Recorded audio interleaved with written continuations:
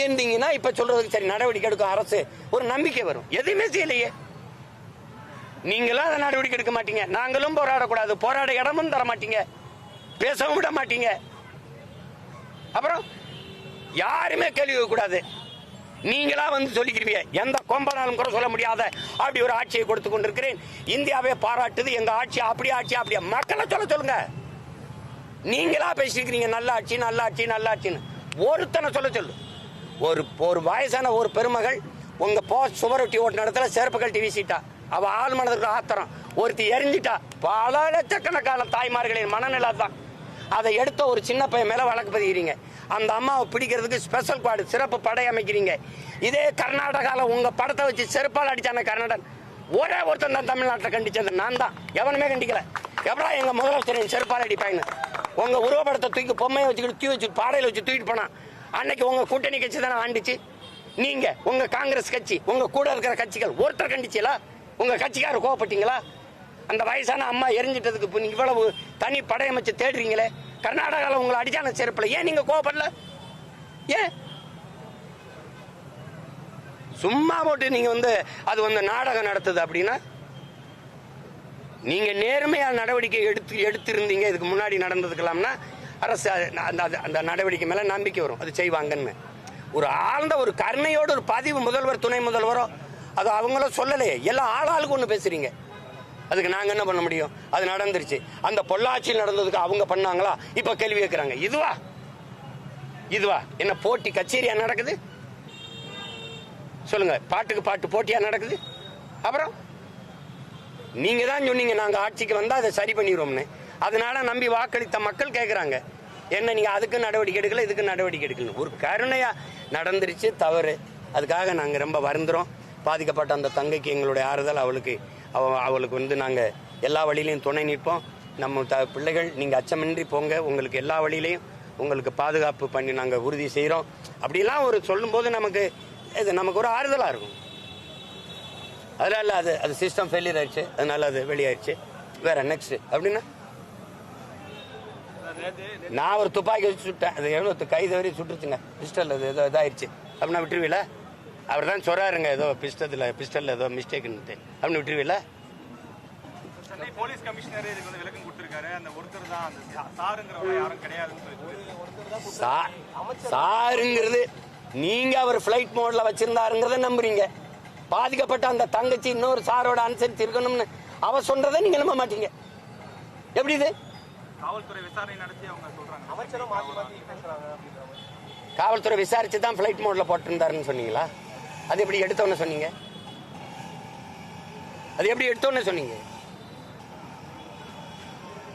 மாணவிகளுக்கு எந்த தடை வந்தாலும் அதை உடைப்பேன் என்று தூத்துக்குடியில் பேசும்போது முதலமைச்சர் ஸ்டாலின் சொல்றாரு. நான் ஆள் மனதுக்குள்ள சிரிக்கிறேன், வேற ஒன்றும் சொல்றதுக்கு இல்லை சார். புதுவெளியில மன்னிப்பு கேட்டாலும் உங்க மன்னிப்பு ஏற்க மாட்டேங்குது காவல்துறை. நீங்க தொழிலதிபர் மூலமா மன்னிப்பு அவரு அவ்வளவு பெரிய சீன்லாம் இல்லையே, அவ்வளவு பெரிய அப்பா டாக்கர் அவரு. நான் போய் மன்னிப்பு தம்பி, அவர் ஏதோ காமெடி பண்ணிட்டு அலைகிறாருன்னு. தம்பி என் பரம்பரையிலே கிடையாது தம்பி. நீ என்ன பெரிய, நீ யார் முதல்ல நான் உனக்கு மன்னிப்பு? நீ யார் முதல்ல? நீ யாருன்னு முதல்ல சொல்லு எனக்கு. நீ யாரு? நீ உன்ட்ட மன்னிப்பு நான் தவறு செஞ்சது நீ. நான் மன்னிப்பு சரி. அந்த தொழிலதிபர் கூட்டி வா. நீ பொது வெளிக்கு வந்துட்டீலவா? கூட்டி வா. நீ கொண்டு வா. யார் அந்த தொழிலதிபர்? நீ கெஞ்சின பத்திரிகையாளர்களை விட்டு, உயர் காவல்துறை அதிகாரிகளை விட்டு, நீ சொல்ற ஆளை விட்டு என்கிட்ட கெஞ்சின. நான் எதுக்கு அவரை சந்திக்கணும்? நான் எந்திரிச்சு போனேன். நான் ரிக்வஸ்ட் பண்ண உனக்கு மேல அதிகாரிகள்கிட்ட, அதெல்லாம் எனக்கு சரி வராதுன்னு. நான் எதுக்கு பேசணும்னு நீ அப்படியே நீ பெரிய இது மாதிரி எடுத்து பெரிய புனித பட்டம் கட்டிக்கிறேன். நீ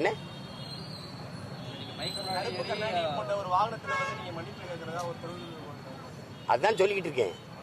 எதுக்கு மன்னிப்பு? நீ முதல்ல யாருன்னு சொல்லு. உன்ட்ட எதுக்கு நான் மன்னிப்பு கேட்கணும்? உன்னை பயந்துக்கிட்டு நான் மன்னிப்பு கேட்கணும். நீ தான் கெஞ்சின. நீ நேருக்கு நேரம் நின்று என்னோட பேசுவியா? நீ கெஞ்சினியா? இல்லை. நான் உன் நாகரிகங்கிறது சில அதிகாரிகள் பேரை சொல்ல விரும்பல, பத்திரிக்கை பேரை சொல்ல விரும்பல. எல்லாரையும் அனுப்பி எனக்கு முடிச்சு விடுங்க, அண்ணனுக்கு எனக்கும் தகராறு வேணாம், பிரச்சனை வேணாம்னு சொன்னது நீ. நான் எதுக்கு அவர்கிட்ட போய் பேசணும்னு எந்திரிச்சு போனவே நான். நீ தான் பெரிய அப்பாட்ட பெரிய இவராச்சே. துப்பாக்கி பெரிய பெட்டாலியன் வச்சிருக்கியா? எனக்கு பாதுகாப்பு இல்லைன்னு சொல்றது கேவலம் அல்ல? சும்மா நீங்க ஒரு சும்மா என்னை மோதி மோதி ஒரு ஆளா காட்டிக்கிறேன்னு நினைக்காத, இதெல்லாம் இது பண்ணிக்காத நீ. தம்பி வழக்கமன்றத்துல வந்து உங்களை சந்திப்பேன்னு சொல்லி சொல்றாரு. நீங்க மைக் முன்னாடி மட்டும் தான் தைரியமா பேசுறீங்க, பின்னாடி வந்து நீங்க வந்து வேற மாதிரி மன்னிப்பு கேட்டீங்க. யாரு நீ? சரியான ஆண்மகன், எனக்கு தண்டனை பெற்று கொடு. நீ கொடுத்துறா, நீ பாக்கல கொடுத்துரு நீ பாத்துற. நீ அக்யூஸ்ட், நீ காட்சி சட்டங்களை மறைஞ்சிருக்கா, கிரிமினல் நீ. நீ நீ செல்போன் திருடன், ஆடியோ திருடன். 14 செல்போன் அதுல இருந்து ஆடியோ திருடன். நீ நேர்மையாளம் சொல்ற. இந்த ஆடியோ வெளியிட்ட அயோக்கிய பையன் நீயா இல்லையா? நீயா இல்லையா? நீ சொல்லு. இந்த அரசு என்னோட மோத துப்பு இல்லாம நீ அவனை முன்னாடி நிறுத்திக்கிட்டு பின்னாடி இருந்தா ஆட்டம் காட்டிக்கிட்டு நீ எதுக்கா? நீ அவன் டப்புன்னு டிஜி ப்ரொமோஷன், அதுவும் பொண்டாட்டியும் புருஷனையும் ஒரே பக்கத்து அனிமன் ட்ரிப் மாதிரி. இவர் இங்க இருப்பாரு, அவங்க திண்டுக்கல் டிஐஜி, வேற இடத்துக்கு போட மாட்டேன். எல்லாருக்கும் பணி மாறுதல், இவருக்கு மட்டும் அதே இடத்துல. என்ன பண்ணிடுவேன் நீ? என்ன பண்ணிடுவேன்? நீ என்ன பண்ணிடுவேன்னு சொல்லு. என்ன பண்ணிடுவேன்? தண்டனை போட்டு என்ன பண்ண சொல்லு. மோதல் வேண்டாம்னு சொல்லி அண்ணாமலை கூட சொல்லி. யாரு? அவர்கிட்ட சொல்ல சொல்லு. ஆரம்பிச்சது நீ. செல்போனை திருடிட்டு போய் இதை போட்டு ஆடியோ போட்டு திமுக ஐடி விங்க கொடுத்து அங்க இருக்கிற சில அல்லக்கைகள் கொடுத்து பேச வச்சது நீ. தொடர்ந்து வந்து நாம் தமிழ் கட்சி வருண்குமார் அவர்கள் வந்து மோதல் போயிட்டு நீங்க வந்து பிஜேபி அலுவலகத்தில் கம்ப்ளைண்ட் கொடுத்துருக்கீங்க. இப்போ அவர் வந்து ப்ரொமோஷன் கொடுத்துருக்காங்க, நீங்க வந்து கோர்ட்டுக்கு போவீங்களா? அதை ரசிக்கிறேன், நீ கொடு.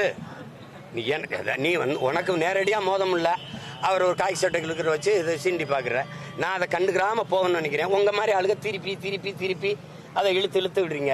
எனக்கு அவர் ஒரு ஆளு, அதுதான் சொல்றாரு. நீங்க இதை கேட்டுக்க வேண்டியதில்லை. எனக்கு பதில் என் தங்கச்சி எல்லாம் பேசியிருக்கணும். இதெல்லாம் நீங்க பேச வைக்கிறீங்க என்னைய. நான் என்ன வேலை செய்யறேன், அவர் என்ன வேலை செய்யறாரு? நான் அவருக்கும் அவர் பிள்ளை வீட்டிலுக்கும் சேர்த்து போராட்டிருக்கேன். அது தேவையில்லாம அவர் பேச்சுக்கல. என்ன முடிவு கொண்டு வரணும்? அதான் சவால் விட்டில, அப்ப மோதிர வேண்டியதான். நீ யார்? நீ என்னை போய் நீ அந்த ஒரு போலீஸ்காரன், நீ அங்க போய் போலீஸ் வேலையை தான் பார்க்கணும். இவ்வளவு பெரிய வேலை செய்யற ஒரு சாதாரண இதுல இருந்து நின்று இந்த மொழிக்கும் இனத்துக்கும் மக்களுக்கு மனுக்குமா போராடி 136 வழக்க வாங்கி நின்று ஒருத்தன் கடை வச்சுட்டு 14 வருஷமா முடங்கி இருக்கு. ஒன்னும் செய்ய முடியாது. எத்தனை அவமானம், ஏச்சு பேச்சு எல்லாத்தையும் தாங்கிட்டு இந்த மக்களுக்காக நின்று போராடுறேன்னு வந்து Tamil fascist, Tamil chauvinist, separatist, பிரிவினைவாதின்னு பேசிட்டு வரேன். போலீஸ்காரன் வேலையாது. எப்படி நீ பேட்டி கொடுக்குற? நீ ஒரு டிஐஜி உட்காந்து ஒரு அரசியல் கட்சி தலைவர் மாதிரி நீ திமுக மாவட்ட செயலாளரோட என்னை ஏற்று பேசுற. என் தம்பி அன்பில் மகேஷோ ஐயா நேரோட என்னை பத்தி பேச மாட்டாங்க. நீ என்ன உட்காந்து அவர் வந்துங்க அவர் எதுன்னு அதுக்கு பேசாம நீ மாவட்ட செயலாளர் பதவி வாங்கிட்டு கட்சியில் போய் நின்ற வேண்டியதானே? எதுக்கு இவ்வளவு பேருக்கு நீங்க பேசுங்க என்னைய? அவரையே முன்னாடி நிறுத்துறீங்க. நாங்க 2 பேரும் ஒரே ஊருக்காரன். அவர் காவலர்கள் சீன்றது. எங்க வழக்க போடு, அவர் அங்கேதான் தூக்கி கொண்டு வச்சு விசாரிப்பாரு, சிறையில் போடுவார். அவர் பேசுனதெல்லாம் உங்களுக்கு சொன்னா இதுல சொல்ல முடியுமா? அவர் மோதுறதுன்னு ஆயிடுச்சு, அப்புறம் மோத வேண்டியதானே? தம்பி நீ ஆஃப்டர் ஆல் போலீஸ் ட்ரைனிங். நான் யாருன்னு தெரியுமா? போராளி பயிற்சியாளன். நீ இந்த ஊருக்குள்ள ஒட்டு பேப்பா உழவு வைப்ப. நான் உலகத்தை உழவு பார்த்த தலைவனின் மகன். நீ சும்மா போட்டு இது பண்ணிட்டு இருக்காத. நீ போட்டு நீ என்ன வேணாலும் செஞ்சு பாரு. நீ செஞ்சு பாரு. மோதுவும் ஆயிடுச்சுல, மோதுவும். இதே அதிகாரம் அந்த திமுக இருக்கிறவர் தான். இவங்களை நம்பிட்டு நீ ஆடிட்டு இருக்க. 26க்கு அப்புறம் இவங்க என்ன பாடுபடுறாங்கன்னு பாரு. இந்த திராவிட திருட்டு பயிர் நீ பேசிட்டு இருக்க. எந்த போராட்டம்? நியாயமான ஒரு இது விசாரிச்சு உண்மையை வெளியில கொண்டு வரல அப்படின்னா எந்த துணிவுல இவர் செஞ்சாரு? அவருடைய ஸ்டேட்மெண்ட் என்ன? அவர் என்ன சொல்றாரு? எதனால இந்த குற்றச்செயலில் ஈடுபட்டார்? இந்த ஒரு தங்கச்சி தானே. அதுக்கு முத நாள் இன்னொரு தங்கச்சியை தொந்தரவு பண்ணியிருக்காரு. அப்ப அந்த பெண்களை உடைய கழட்ட சொல்லி உடையற்ற உடலோடு காணொலி எடுத்திருக்காரு. அந்த காணொலியை அவர் என்ன பண்ணார்? அதெல்லாம் யாருக்கு அனுப்புனார்? அதை பற்றிய தகவலே வரலையே. எப்படி எந்த துணிவில் அவர் செஞ்சாரு? ஒரு பொலிட்டிக்கல் ஒரு அதிகார பின்புலம் இல்லாம ஒருத்தன் செஞ்சிட முடியும் நீங்க நம்புனீங்கன்னா இதை பேசி பயன் இல்லை. ஒரு எப்படி அவசியமற்ற ஒரு கொடுமையான அடக்குமுறையை நான் பார்க்குறேன். ஏன்னா நாங்கள் இதே வள்ளுவர் கோட்டத்தில் பல கோரிக்கைகளை முன் வச்சு ஆர்ப்பாட்டங்களை செஞ்சிருக்கோம். குறைஞ்ச 1000கணக்கான போராட்டங்களே பண்ணியிருக்கோம். எல்லாருமே பண்ணியிருக்காங்க. போக்குவரத்துக்கு நெரிசல் ஆயிரும், சட்டம் ஒழுங்குக்கு இடையூறு வந்துடும் அப்படிங்கிற காரணம் இருக்குல்ல, அது ஏற்கிறதா இல்லை. ரெண்டாவது நாங்கள் போராடுவோம். அப்போ அனுமதி இல்லாமல் போராடினா நீங்கள் இந்த மாதிரி உங்களை கைது செய்ய போகணும்னு முன்னாடி சொல்லிடுவாங்க. நாங்கள் ஊடகவியலாளரை சந்தித்து எதற்காக இந்த போராட்டத்தை நாங்கள் முன்னெடுத்தோம், எங்களுடைய கோரிக்கை என்னன்னு சொன்னதுக்கு பிறகு அவங்க சொல்லுவாங்க போகலான்னு சொல்லுவாங்க. சரி போகலான்னு நாங்கள் கைதாகி வருவோம். இது மாதிரி கூடாரங்கள் அடைப்பாங்க, பிறகு அந்த நேரம் முடிஞ்சோன்னே அனுப்புவாங்க. இதுதான் வளமையாக நடக்கிறது.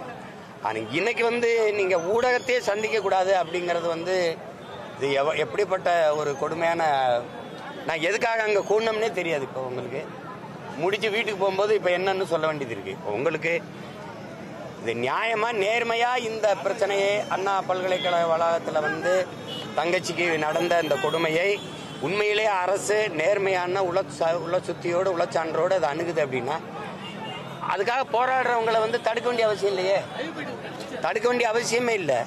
இப்போ நீங்கள் வந்து சரி போராடுங்க, உங்கள் கோரிக்கையை நாங்கள் ஏற்கிறோம், அதுக்கு என்னென்ன அதை கவனத்தில் எடுக்கிறோம்னு சொல்லிட்டு போனால் முடிஞ்சு போச்சு. யாருமே பேசக்கூடாதுங்கிறத அதை முடக்கி போடுறது, அதை மறக்கடிக்கிறதுங்கிறது அது ஏற்புடையதல்ல. மேலும் மேலும் சந்தேகத்தையும் அது வந்து நமக்கு ஏற்படுத்துது. இப்போ நமக்கு ஒரு கேள்வி இருக்குது. ஒருவர் இவ்வளவு பெரிய புகழ்பெற்ற ஒரு அண்ணா பல்கலைக்கழக வளாகத்துக்குள் ஒருவர் உள்ளே சென்று அது என்ன சொல்லப்படுதுன்னா, இந்த தங்கச்சியினுடைய இதிலிருந்து என்ன வருதுன்னா, ஒரு பெண் அந்த தங்கையருடைய ஒரு ஆண் நண்பர், அதாவது அன்பிற்கினிய ஒரு தோழரோட போய் அமர்ந்து பேசினபோது அடுத்த 10வது நிமிடத்தில் அவர் இங்கே வர்றாருன்ற. இன்னைக்கு தங்கச்சிக்கு நடந்திருக்குல்ல, அதே மாதிரி நேற்று ஒரு தங்கைக்கு நடந்திருக்கு. இப்போ அந்த தங்கைக்கு இப்படி நடந்திருக்குன்னு இந்த தங்கை சொன்ன பிறகு அதை விசாரிச்சா அதே இடத்துல அதே பெண்ணுக்கு அந்த பெண்ணுக்கு இதே மாதிரி வேற ஒரு இடத்துல உட்காந்து பேசும்போது அதே மாதிரி 10 நிமிஷத்தில் அவர் இங்கே வந்திருக்காரு. வந்து இவருடைய வேலை என்னன்னா, அவங்க 2 பேரும் பேச, அவங்க நெருக்கமாக பேசுறதை தூரம் இருந்து படம் எடுத்துக்கிட்டு இந்த காணொலி காட்சியை காட்டி மிரட்டல். இப்போ நீ இதை வந்து நான் சொல்றதை கேட்கல அப்படின்னா இதை உங்கள் பேராசிரியரில் எனக்கு நெருக்கம் காட்டுவேன், இதை வலைவெளியில் ஏற்றி விடுவேன், வலைத்தளங்களில் ஏற்றுவேன், உன்னுடைய பெற்றோர்களுக்கு அனுப்புவேன், பரப்பிவிட்டா உன்னுடைய எதிர்காலம் என்ன ஆகும், அப்போ என்னுடைய விருப்பத்துக்கு நீ கட்டுப்படு, இல்லை இணக்கமாயிரு அப்படின்னு சொல்கிறது. அப்போ அதில் இந்த மாதிரி இணங்குற பெண்களை ஆடையற்ற உடலோடு முழுக்க எடுத்து வச்சு மிரட்டி இப்போ காவலர்கள் சொல்கிறாங்கல்ல, நம்ம காவல்துறை என்ன சொல்லுது, அவர் ஏரோப்ளேன் மோடில் போட்டார் அப்படின்னு. அப்போ அவர் ஒருத்தர்கிட்ட பேசி இந்த சாருக்கு நான் என்னோட இருக்கிற மாதிரி அவரோடு நீ அனுசரித்து இருக்கணும்னு சொல்கிறாருன்னா, அப்போ அந்த சார் யார், அந்த சார்கிட்ட இது ஏரோப்ளேன் மோடில் இருந்தால் இது யார்கிட்ட பேசுனா இன்னொரு அலைபேசி வச்சிருந்திருக்கலாம்ங்கிறாங்க. எல்லாமே ஒரு யூகத்தின் அடிப்படையில் இப்படி இருந்திருக்கலாம், போயிருக்கலாம். இப்போ ஒரு கேள்விதானே, அங்கே சிசிடிவி கேமரா வேலை செய்யலைங்கிறது நீங்களே சொல்லுங்கள். 10 ஆண்டுக்கு முன்னாடி இந்த சிசிடிவி கேமரா நமக்கு ஆதரவாக இருந்ததா? இல்லை. இது வர்றதுக்கு முன்னாடி இந்த நாட்டில் குற்ற நிகழ்வுகளை கண்டுபிடிச்சு தண்டனை கொடுக்கப்படலையா? இதை விட கடுமையான வழக்குலையெல்லாம் நம்ம காவலர்கள் விசாரித்து கொண்டு வந்து நிரூபிக்கலையா, நிறுத்தலையா?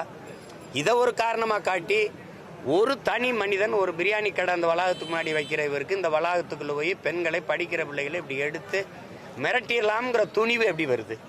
இது எவ்வளோ பெரிய குற்றம்னு அவருக்கு தெரியுமா தெரியாதா? அந்த குற்றத்தை செய்கிற துணிவு எப்படி ஒரு தனி மனிதனுக்கு வரும்? ஒரு பின்புலம் இல்லாமல், ஒரு இப்போ ஒரு அரசியல் பின்புலமோ ஒரு அதிகார பலமோ இல்லாமல் ஒருத்தருக்கு எப்படி வருது? இது ஒரே நிகழ்வு தானே? நமக்கு தெரிஞ்ச 2 நிகழ்வு நடந்திருக்கு. அப்போ இதுக்கு முன்னாடி எத்தனை?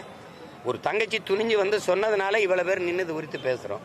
இப்போ சொல்லாமல் அச்சப்பட்டு மறைக்கப்பட்ட குற்றங்கள் இது மாதிரி எவ்வளவு? இப்போ அதை வந்து இவங்க அணுகிற முறை தான் நடந்துருச்சு, வருந்துறோம், இனிமேல் இது போல் நடக்காது, நீங்கள் அச்சத்தை கைவிடுங்க, அது தவறு தான், அதுக்காக நாங்கள் வருந்துறோம், இதுக்கு கொடும் தண்டனை கொடுப்போம், அப்படி ஏதாவது ஒன்று பேசினா நமக்கு ஆறுதலாக இருக்கும். சும்மா ஏதோ மாப்பிள்ளை வீட்டுக்கு அவருக்கு மஞ்சப்பத்து போட்ட மாதிரி கையிலங்காலும் ஒரு கட்டை போட்டு சும்மா அவர் ஜாலியாக படுத்துருக்காப்புல, பார்க்கும்போது கையை காலை உடச்சி போட்டாங்கன்னு நாங்கள் நம்பணும். இதெல்லாம் எந்த மாதிரியான அணுகுமுறை இது? அது கேட்டால் ஒவ்வொருத்தரும் ஒரு காரணம் சொல்கிறாங்க. அவர் வந்து அவர் மனைவி இங்கே வேலை செய்யுது பேராசிரியரா, அதனால அதை கொண்டாந்து ஏழத்தானா விட வருவார்னு. 8 மணிக்கு என்ன விட வர்றாரு? சரி, அந்த பேராசிரியர் ஒரு மனைவி இருக்கல, அதை ஒரு தடவை பேச சொல்ல வேண்டியதானே, ஆமாம் என்னுடைய கணவர் அவர் என்னையை கொண்டாந்து வளாகத்தில் விடுறதுக்கு தான் வருவார் அப்படின்னா வளாகத்தில் விட்டு போண்டி தானே. அங்கே உள்ள காட்டுக்குள்ளே போய் தனியாக இருக்கிற பெண்களோட என்ன வேலை அவருக்கு? இதெல்லாம் ரொம்ப கொடுமையாக இருக்குது. எதிர்கட்சியாக இருக்கும்போது இவங்க ஒவ்வொன்றுக்கும் இந்த மாதிரி சம்பவங்களுக்கு கொடுத்த குரல்கள் என்ன? இதே 13 வயசு குழந்தைய வந்து ஒரு பெண் மகளை வந்து இந்த மாதிரி பாலியல் தொந்தரவுக்கு ஆளாக்கிட்டாருன்னு ஐயா முதல்வர் அவர்கள் கொடுத்த குரல் என்ன? இந்த கொடுமைக்கெல்லாம் முற்றுப்புள்ளி வைப்போ, எங்கள் அதிகாரம் வரும், நாங்கள் அப்படி செய்வோம், இப்படி செய்வீங்க. நீங்கள் இப்போ என்ன செய்கிறீங்க? என்ன எடுத்துட்டு என்ன ஆளுநரை சந்திச்சு என்ன போகுது? ஆளுநருக்கு இதுக்கு என்ன சம்பந்தம் இருக்கு? இப்போ இருங்க இப்ப பாருங்க, அதுதான் சொல்றேன், அது சொல்லுங்க. அண்ணா பல்கலைக்கழகம் மட்டும் இல்ல, அண்ணாமலை பல்கலைக்கழகம், சென்னை பல்கலைக்கழகம், கோவையில் இருக்க பாரதியார் பல்கலைக்கழகம், இங்கே இருக்கிற தமிழ்நாடு கல்வியல் பல்கலைக்கழகம், மதுரை காமராஜ் பல்கலைக்கழகம் எதுக்குமே துணைவேந்தர் நியமிக்கப்படல. ஒரு வேந்தரே இல்லாமல் பல்கலைக்கழகங்கள் எப்படி நிர்வகிக்கப்படும்ங்கிறத நீங்களே யோசிச்சு பாருங்க. ஏன் நியமிக்கப்படலை? ஆளுநர் எனக்கு தான் அந்த அதிகாரம் இருக்குன்னு அவர் ஒரு சண்டை போடுறது. மக்களால் தேர்வு செய்யப்பட்ட ஒரு அரசு, இத்தனை கோடி மக்களால் நிறுவப்பட்ட ஒரு அரசுக்கு இல்லாத அதிகாரம் உரிமை ஒரு நியமன உறுப்பினருக்கு வந்துரும்னு சொல்ற கட்டமைப்பு எப்படி ஜனநாயக அமைப்பா இருக்கும்? எப்படி மக்களாட்சியா இருக்கும்? அந்த அதிகாரம் எப்படி மக்களுக்கானதா இருக்கும்? மக்களால் நிறுவப்பட்ட அதிகாரத்துக்கு இல்லாம ஒரு தனி மனிதன் நியமன உறுப்பினருக்கு எப்படி வருது? இத்தனை பல்கலைக்கழகங்கள் துணைவேந்தரே இல்லாம இயங்கி கொண்டிருக்கு. அதை தமிழ்நாடு அரசுக்கு இல்லை, இது மாநில உரிமை. இவங்க தான் மாநில உரிமையை பேசுனாங்க. இந்த உரிமையை கூட பெற்றுட்டு வர முடியல. இவர் எப்ப கையெழுத்து போடுறது, எப்ப இந்த துணைவேந்தர்கள் நியமிக்கிறது? அவர்கிட்ட போய் கையெழுத்து போட்டு அவர்கிட்ட போய் மனு கொடுத்து என்ன போகுது சொல்லுங்க? என்ன போகுது சொல்லுங்க? ஒரே நபர் தானா நீதிமன்றம் கேட்குதுல? ஒரு நபர் என்ன துணிவில் ஈடுபட்டார்? அவரோட இந்த தங்கச்சி கொடுத்த வாக்குமூலத்தை நீங்க பதிவு பண்ணிட்டீங்க, பேர்ல பதிவு பண்ணி இத்தனை ஆயிரக்கணக்கான முதல் தகவல் அறிக்கை பதிவாகும் போது இந்த தங்கச்சியோடது மட்டும் எப்படி வெளியாகுது? என்ன விளக்கம்? எப்படி இந்த ஒரு இது மட்டும் எப்படி டெக்னிக்கல் எரர் ஆகுது? மத்திய அரசு சொல்லிட்டா அதை நாங்கள் நம்பிடணும். சிபிசிஐடிக்கு மாத்துறது, சிபிஐக்கு மாத்துறது, மத்திய அரசு சொல்றது. ஏன்னா அது நேர்மையா இயங்குது இல்ல, எல்லாத்திலுமே நேர்மையா உள்ள சான்றோடு இயங்கிட்டு வருது இல்ல, நாங்க நம்பிடணும். இத்தனை ஆயிரக்கணக்கான எஃப்ஐஆர் பதிவாகும் போது இது ஒண்ணு மட்டும் அது பதிவாகல அப்படின்னு மத்திய மாநில அரசு சொல்ல நாங்க கேட்கணும். எந்த குற்ற செயல்கள் நடக்கும்போது அங்க இருந்த கண்காணிப்பு கருவி மட்டும் இயங்க மாட்டேது? ஏன் இதுவரை தமிழ்நாட்டில் எந்த குற்ற செயலுக்கும் அங்க இருந்த சிசிடிவி இயங்கலை அப்படின்னா அப்படி எந்த இடத்துல இருக்கு? தண்டவாளத்தில் நடந்த கொலை, சுவாதி கொலைக்கு நடந்துட்டா இல்ல அதே சிறைக்குள்ள தம்பி ராம்குமார் தூக்கில் தொங்கினாரு அந்த இடத்துல இந்த சிசிடிவிக்கு இயங்கல. இப்படி எத்தனையே சொல்ல முடியும்? அது இயங்கலை, நாங்க என்ன செய்யறது அப்படின்னா? இதை நீங்க மத்திய அரசு சொல்லிருச்சுன்றீங்க. மத்திய அரசு சொல்லிருச்சுன்னா மத்திய அரசு சொல்லிருச்சு, அவ்வளவுதான். மத்திய அரசு இது மாதிரி எத்தனை சொல்லியிருக்குது? மத்திய அரசு ஆட்சிபாவுடைய வன்புணர்வுக்கு என்ன சொல்லியிருக்கு? பல்கீஸ் பானுடைய இந்த வன்புணர்வு அதுக்கப்புறம் விடுதலை ஆனதுக்கு அந்த வழக்குக்கு என்ன சொல்லியிருக்கு? மணிப்பூர்ல 2 பெண்களை நிர்வாணப்படுத்தி பல்லாயிரக்கணக்கான ஆண்கள் வீதியில நிர்வாணமா நடக்க விட்டு வன்புணர்வு செய்து தீ வச்சு உயிரோட கொளுத்துனதுக்கு மத்திய அரசு நிலைப்பாடு என்ன? என்ன நிலைப்பாடு? நேற்றைய தினம் அதிமுக போராட்டம் செஞ்சிருந்தாங்க. அப்போ எதிர்கட்சிகள் ஒரு நபரை கைது பண்ணதுக்கு அப்புறம் போராடுறது நாடகம் சொல்லி அமைச்சர் பேசியிருக்காரு. இது எப்படி நாடகம் எப்படி இருக்க முடியும்? இது முடிவுக்கு வந்துருச்சா? தங்கச்சியுடைய அவ கொடுத்ததை நீங்க எஃப்ஐஆர்ல பதிவு பண்ணி வெளியிட்டுட்டீங்கல்ல. ஒரு சாருக்கு நீ அனுசரிச்சு போகணும், எனக்கு இருக்கிற மாதிரி அவர் கூட இருக்கணும்னு சொன்னாருன்னா சொல்லியிருக்க, அதை நீங்க வெளியிட்டுட்டீங்க. இவரோட வாக்குமூலம் என்ன? இதுதானா? எதுக்காக இந்த மாதிரி செஞ்சேன், அந்த யாரோட பேசுனேன், இதுக்கு முன்னாடி வேற யாரோட பெண்களோட இப்படி பண்ணிருக்கிறியா, எதையாவது கேட்டு அந்த தகவலை நீங்க கொடுத்துருக்கீங்களா, வெளியில சொல்லியிருக்கீங்களா? அப்புறம் நாடகம்னா நீங்க நடத்தணும். நீங்க எதிர்கட்சியா இருக்கும்போது எத்தனை போராட்டங்களை பண்ணீங்க? அப்போலாம் அது நாடகம் இல்ல.